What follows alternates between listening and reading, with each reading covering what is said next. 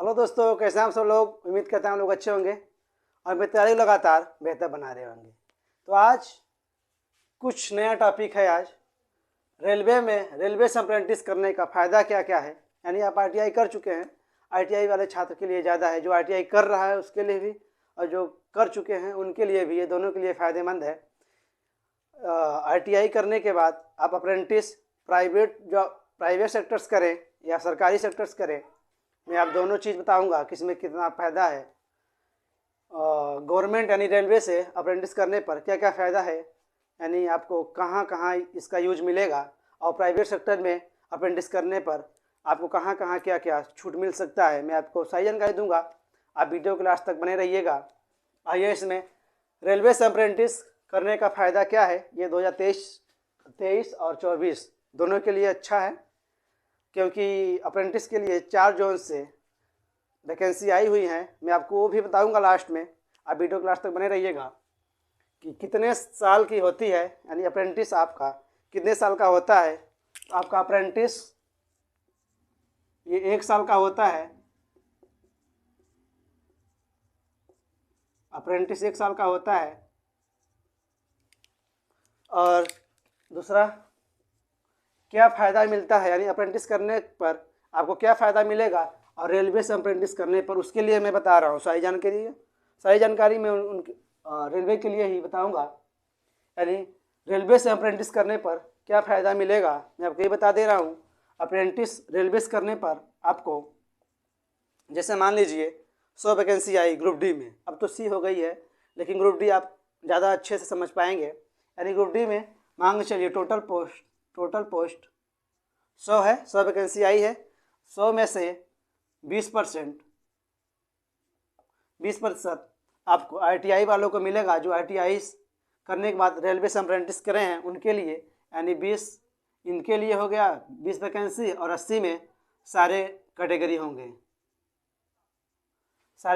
यानी general OBC SC ST सब होंगे। यानी 80 में सब कुछ रहेंगे। 20% इनको आरक्षण दिया जाएगा। आईटीआई के बाद रेलवे से अप्रेंटिस करने पर 20% आपका श्योर हो जाएगा, यानी 20% आप ही लोग भरेंगे। ये अगली साल वैकेंसी आई थी रूडी में, तो खाली चली गई थी बहुत। और आयु कितनी होनी चाहिए, ये तीसरा टॉपिक है। आयु कितनी होनी चाहिए, यानी आप रेलवे से अप्रेंटिस करना चाहते हैं, आपका एज कितना होना चाहिए। तो इसका एज 15 वर्ष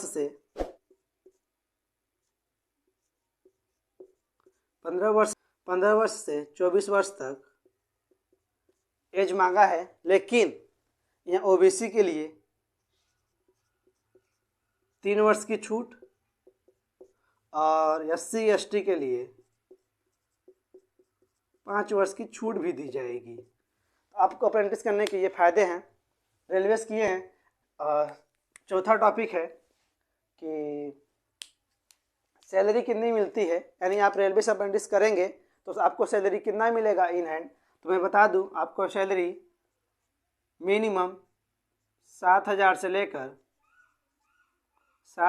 लेकर 10,000 के बीच, जोन वाइज रहती है ना, इसीलिए 10,000 के बीच आपका इन हैंड वजीफ़ा मॉडल दिया था। वजीफ़ा समझते हैं ना, स्कॉलरशिप, वैसे आपको दिया जाएगा। 7,000 से 10,000 के बीच आपको सैलरी दी जाती है। ये अच्छी है।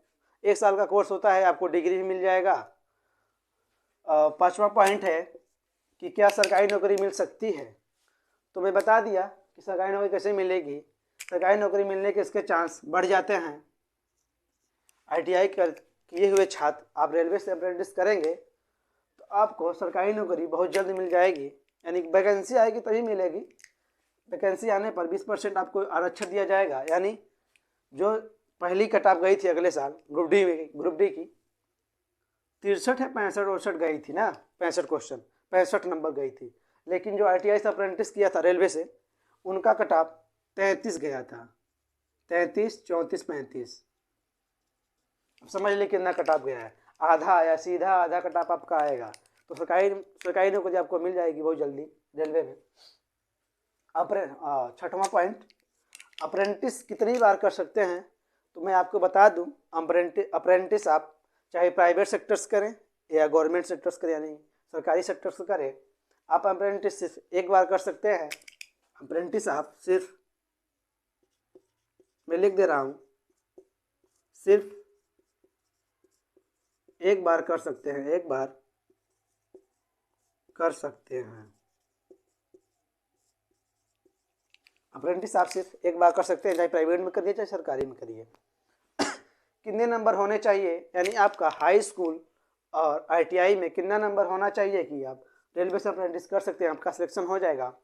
तो आपका टेंथ में मिनिमम 50%, टेंथ में मिनिमम 50%, और वही आईटीआई में भी 50% मिनिमम मांगा है। यानी 50% आपका हाई स्कूल में रहेगा और आईटीआई में भी 50% रहेगा। आप रेलवे का अप्रेंटिस फॉर्म भर सकते हैं। जैसे मांग चलिए सिलेक्शन कैसे होगा ना आईटीआई में, अप्रेंटिस के लिए रेलवे में अप्रेंटिस पर सिलेक्शन कैसे होता है, तो आपको मान कर चलिए, जैसे आपका हाई स्कूल में, इधर समझिए, हाई स्कूल में टेंथ में आपका मांग चलिए 70% है ना, और आईटीआई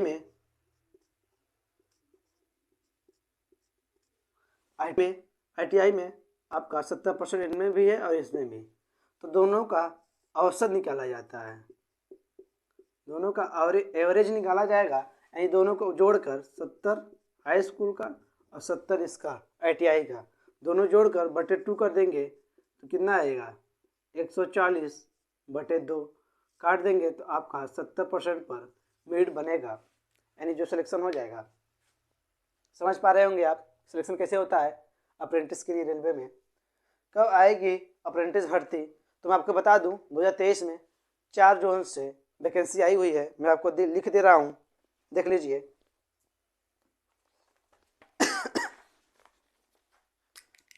4 जोन से आई हुई अप्रेंटिस की भर्ती है, आप लोग भर दीजिएगा। पहला है railway SER, railway SER apprentice,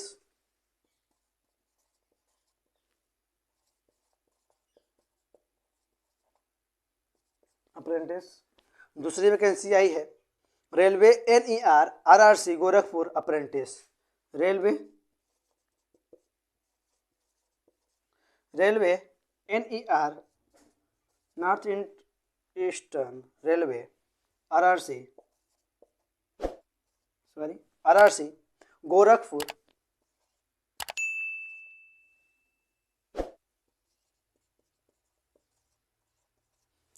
से अप्रेंटिस है।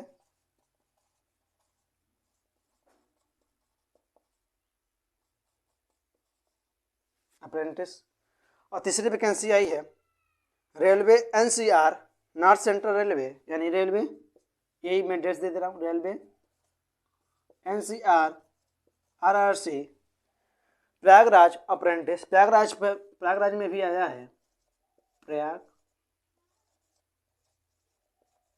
प्रयागराज अप्रेंटिस डैश दे रहा हूँ। और चौथी आई है RRC ECR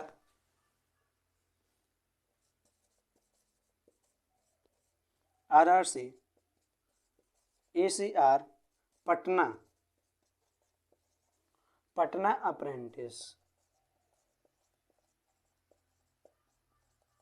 अप्रेंटिस, ये 4 भर्ती आई है 4 जगह से, आप लोग देख लीजिएगा। 4 जगह से आप लोग भर दीजिएगा। आप ITI पास कर चुके हैं, अब रेलवे से अप्रेंटिस करने के फ़ायदे मैंने आपको बता ही दिया है कि क्या क्या फ़ायदा है ITI के बाद रेलवे से अप्रेंटिस करने पर। और जो ITI कर रहे हैं और फाइनल ईयर में हैं, वो भी अप्रेयरिंग से भर सकते हैं इन फॉर्म को अप्रेंटिस करने के लिए। तो आप लोग जानकारी कैसे लगी, आप लोग कमेंट बॉक्स में कमेंट करिएगा और हमारे चैनल को सब्सक्राइब कर लीजिएगा। जय हिंद।